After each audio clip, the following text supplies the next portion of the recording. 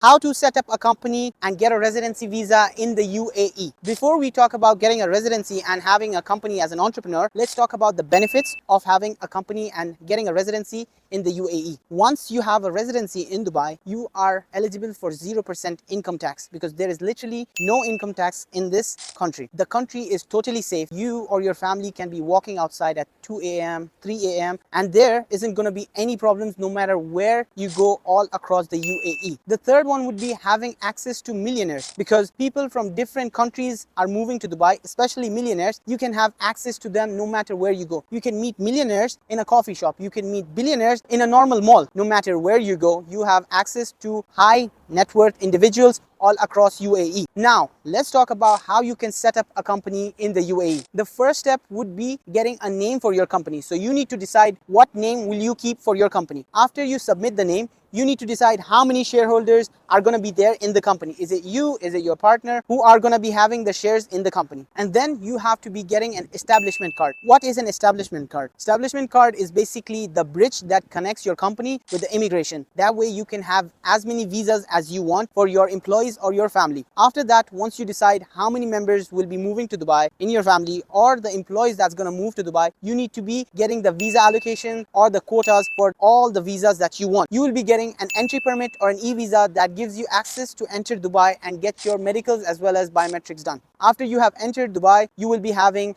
a test which is called medical test. Your records will be there in the system. When you get your medical test done, they will give you the date for your biometrics, which is your fingerprint. And once that is submitted, within 3 to 4 days, you will be getting your residency visa. And the Emirates ID takes you around 7 days. That can depend as to which service you go for. If you think that you need to be setting up a company in Dubai, we have got our number in the comments. Click it and contact our agents. They will get back to you as soon as possible.